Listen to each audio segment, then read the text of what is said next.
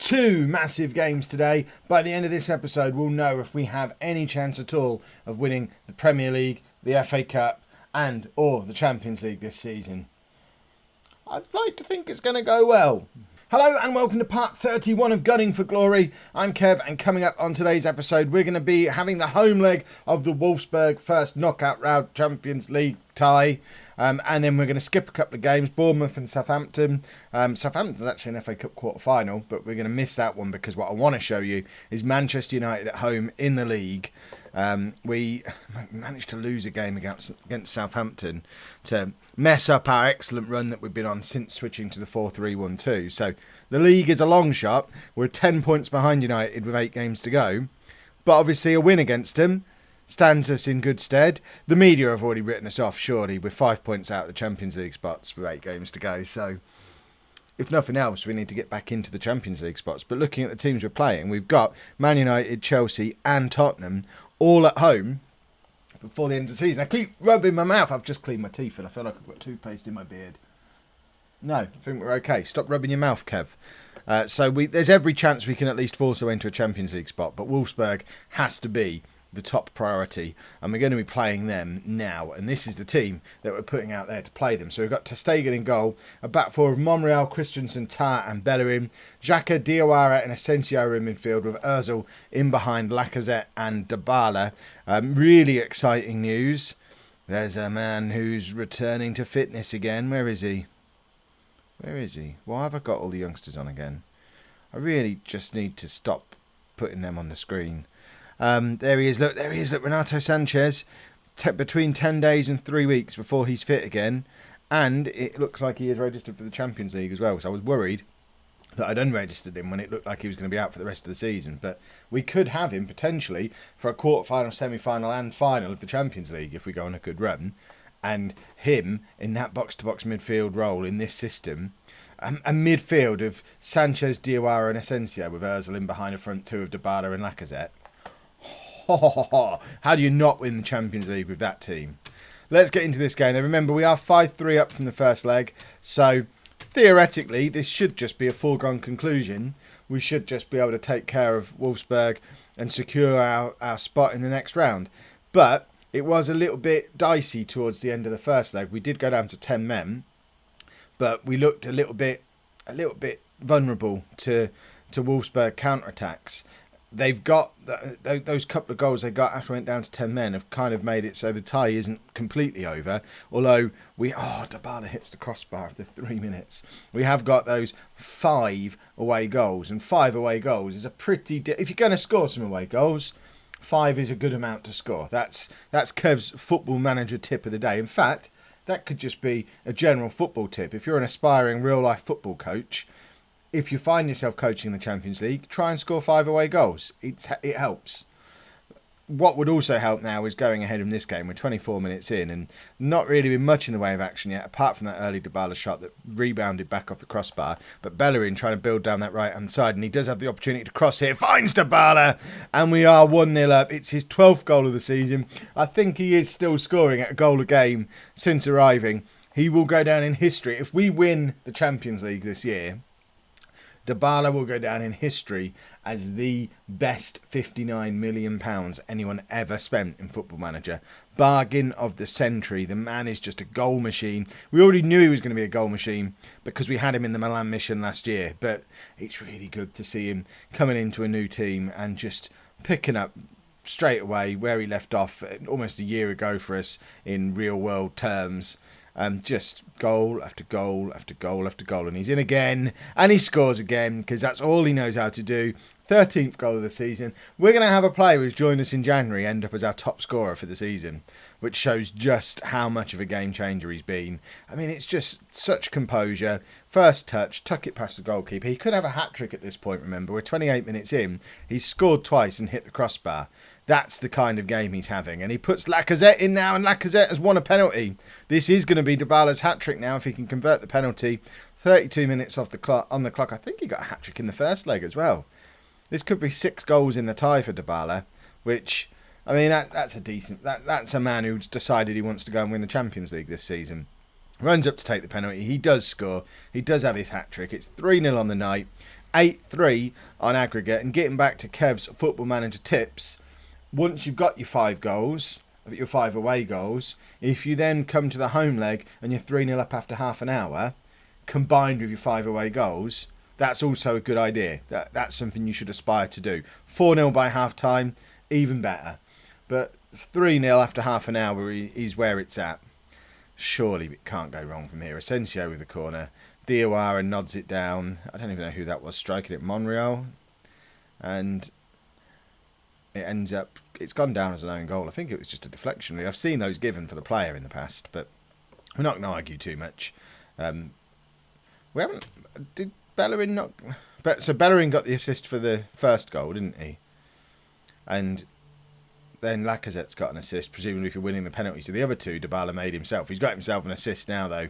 Crosses to Ozil. Ozil's 11th goal of the season. Remember, he's had a significant chunk of the season out injured as well. The turnaround in form hasn't just been because of the signing of Dybala. It's because of the return to fitness of Ozil. I'm really glad no one wanted to pay the price that I wanted for him. We've been trying to sell Ozil for a year and a half. And now he's 31 years old. He's staying with us till the end of the save now because of stuff like that. He's just that good. He is, and this is going to be controversial if you're an actual Arsenal fan, or probably a football fan.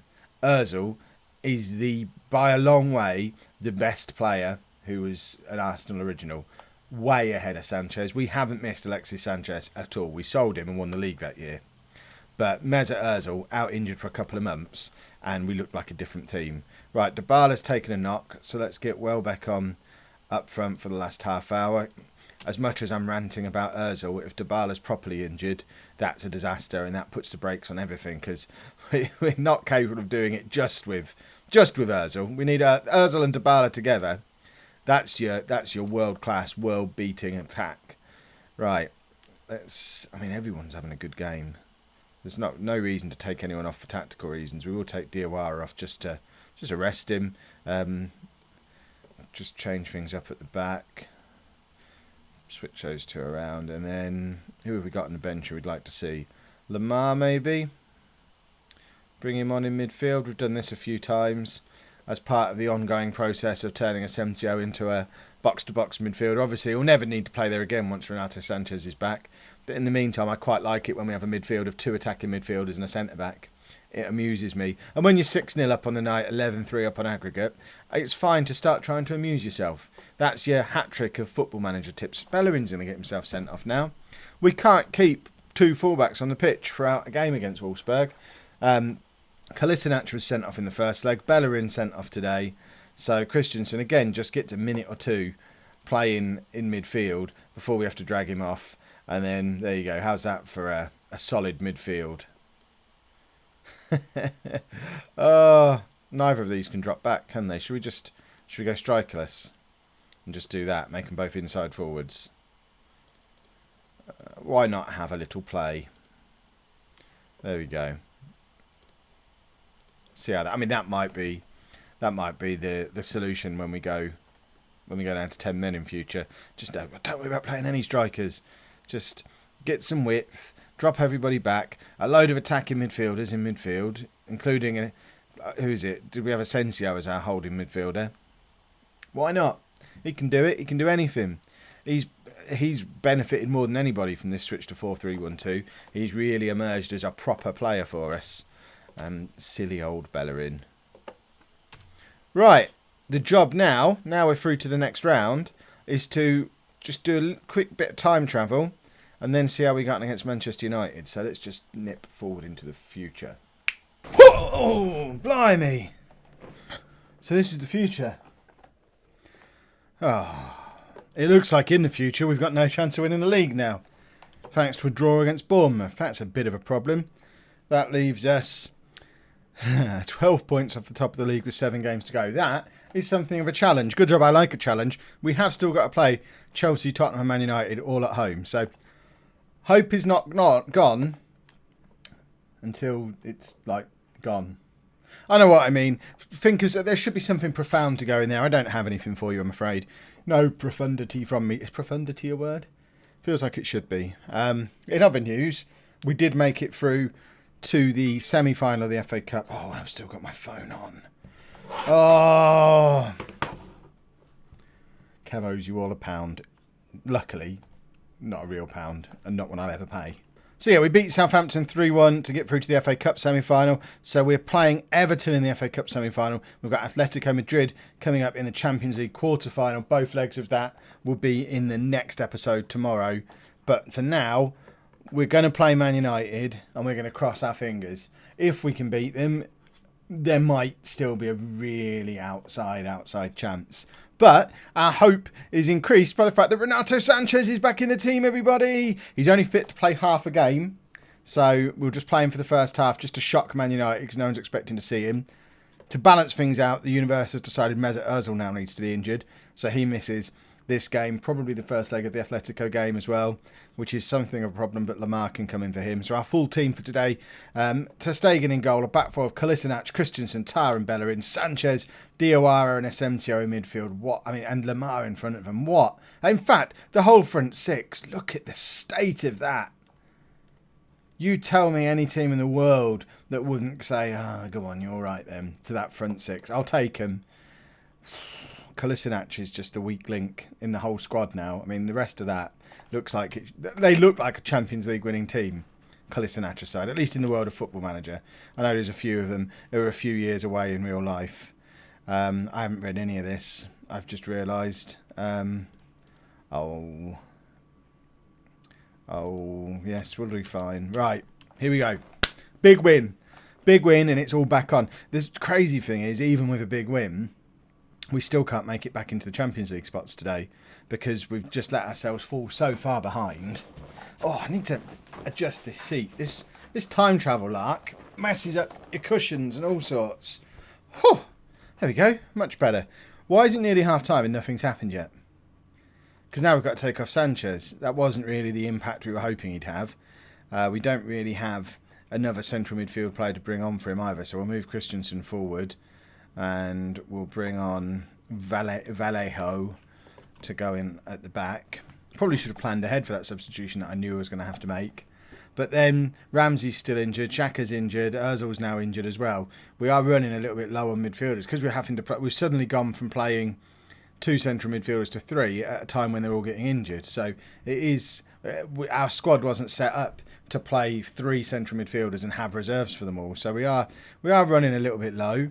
If we carry on like this, we might have to give Elneny a game, and we haven't done that for about 2 seasons. But he is still around. Don't worry. He'll be around to pick up a Champions League medal if we get that far. We'll stick him on the bench. I'm almost certain he's not even in the squad. Right, Diawara to Lamar, and Pogba intercepts for United.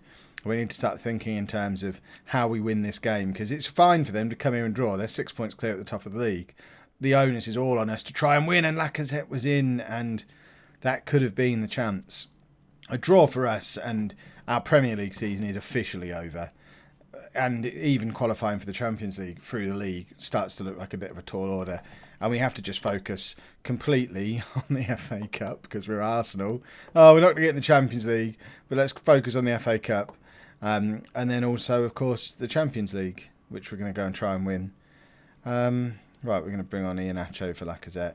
Dembele was brilliant playing as a trequartista behind the front 2 in that Southampton game in the FA Cup. We might have found a new home for him. So we'll give him 20 minutes playing there, because he was just exceptionally good. Scored 2 goals and changed the game. That game was very much like this one. Nothing really happened for the first 70 minutes or so. Dembele came on, scored 2, made 1, just completely changed the game. But it doesn't look like he's going to do it today. And unless we grab a goal here, our league season is done. And Kolasinac can't beat the man with a cross. And it is a 0-0, which on any other day would be a perfectly acceptable result. It's not today. But let's focus on the Champions League. If we can make it past Atletico, I'm not sure who else is still... I mean, goodness me. I'm not sure who else is still in it. Well, pretty much anyone who's any good is still in it. This is going to be a challenge, but one that we're willing to take on. If you've enjoyed that, please make sure you pop a like on there for me. Subscribe to the channel if you'd like to see more. And thank you very much for watching.